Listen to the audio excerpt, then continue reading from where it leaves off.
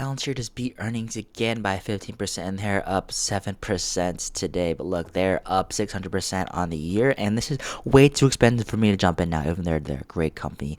And their PE was at 666 yesterday, and now they jumped over 100%, 100 PE right now, and the price target is 140 compared to their actual stock price right now. They hit their first 1 billion in revenue, but right now the risk for reward right now at this high is crazy. But the momentum is here.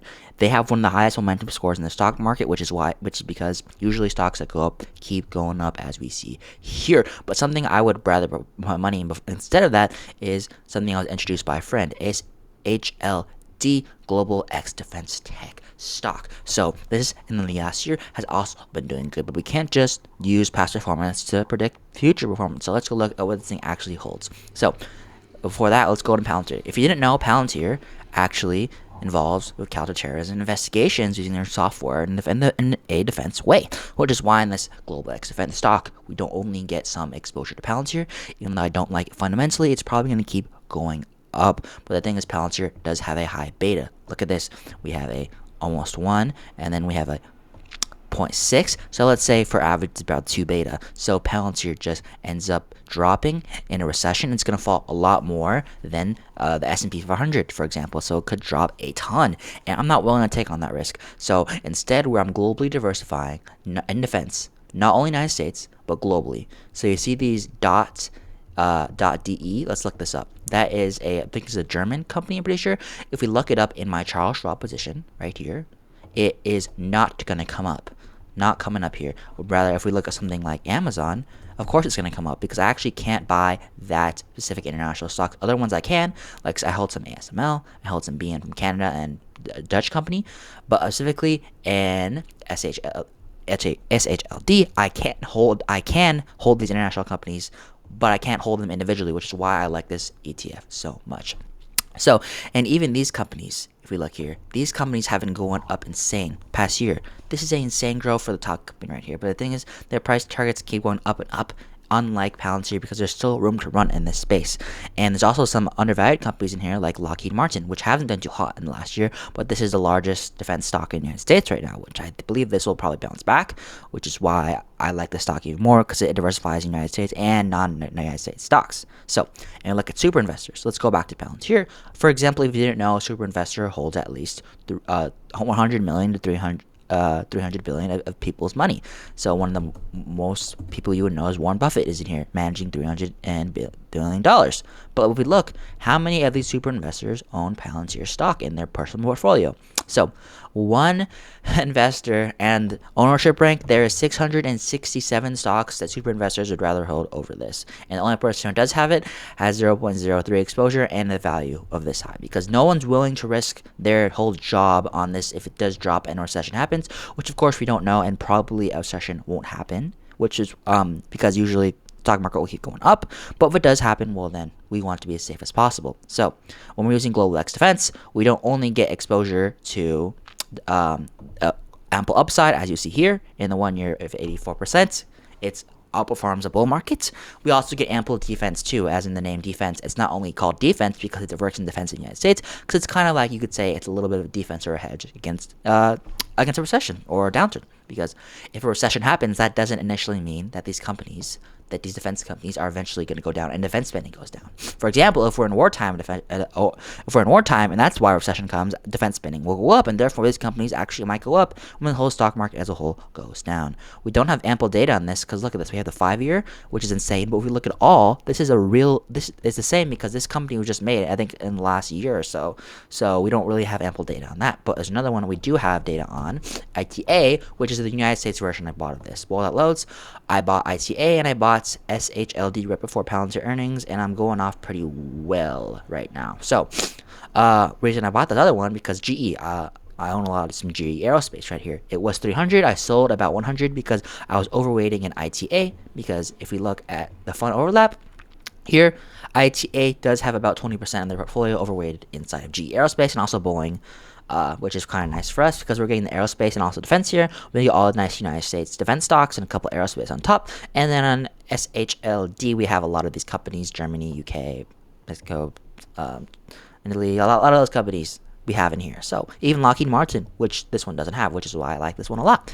We're getting instant diversification. Of course, this isn't a main player. So if what I was doing earlier, if you're going to invest in something ETF, your main holdings would probably be S&P 500 ETF like VU, and a growth ETF like QQQM or SCHG, which are growth. So one growth and one S&P 500 baseline ETF, which is why I put this in my single stock portfolio, and this is like a little bit like, it would be like 10% maximum my portfolio, because we're all spreading it out in these a couple of these companies, and this is just a Hyper Pacific.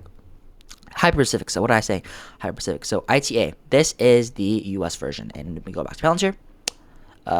Palantir is also a United States company. So when we go in here, SHLD right here has expense ratio of 0.5 expense ratio right here, and ITA has an expense ratio of 0.4. So it's a little bit cheaper, but usually the defense ETFs do have a 0.5 expense ratio, so ITA is the outlier here. But with SHLD, the expense ratio is extremely worth it, because I'm getting exposure to all these international companies in a good way. So what do I mean in a good way? So look at my portfolio. I don't have a lot of international companies. I hold ASML, which is a Dutch company, like I said, which is in the chip makers and in the patterning business. And I hold BN, which is in the private equity, kind of like the Berkshire Hathaway or Warren Buffett of Canada, which has returned pretty well. And since I bought it a couple months ago. But the thing is, why I like this, and because I'm usually not a fan of international stocks. Why do I say that? Well, let's go to something like VTI, the entire stock market. VT, this is the entire U.S. stock market, entire world stock market, up 20%. We're in a bull market. Well, let's go to VU, which is just the S&P 500. We're up more. Well, of course it's 1%, but in the long run, it eventually evens out, because usually in the long run, international stocks will underperform, but people like to hold it for more global diversification, which I don't totally agree with, because the stock does go down in the United States. It is honestly a buy opportunity, and international stocks just usually hold you back. But why is this different? It's because defense spending isn't just it's not dominated by the United States, unlike almost everything else. The other thing I would say is probably mining or gold, which is why I hold some different mining and gold companies. But with this one specifically, companies like Germany and the Middle East, those we're getting diversification. This is the top ones. We're getting diversification inside of these international companies, inside this, because we're not just going inside of all American companies. That's why I'm getting exposure outside the United States in case the United States has a recession, which doesn't mean that these international stocks are also going to go down. And if there's times of wartime, everybody's going to benefit from this, especially these defense companies. They do, like I said, they do trade extremely high valuations, because, like I said, Palantir is at 780, but ITA and SHLD also went up about, went up about 100% in the year, 84, and the other one probably went up about 60, as you see in the last. The year here is 81. So they're also trading kind of high. But for the risk reward I'm taking here, I'm taking less upside and more and less downside. And I think the less downside is a lot less than what you would take with Palantir. And you're also getting exposure to Palantir as well in here. So it's a good trade-off here, because I'm not going to risk all my money into Palantir right now when it's at this extremely high valuation, which is why a lot of super investors, as I said, don't hold this.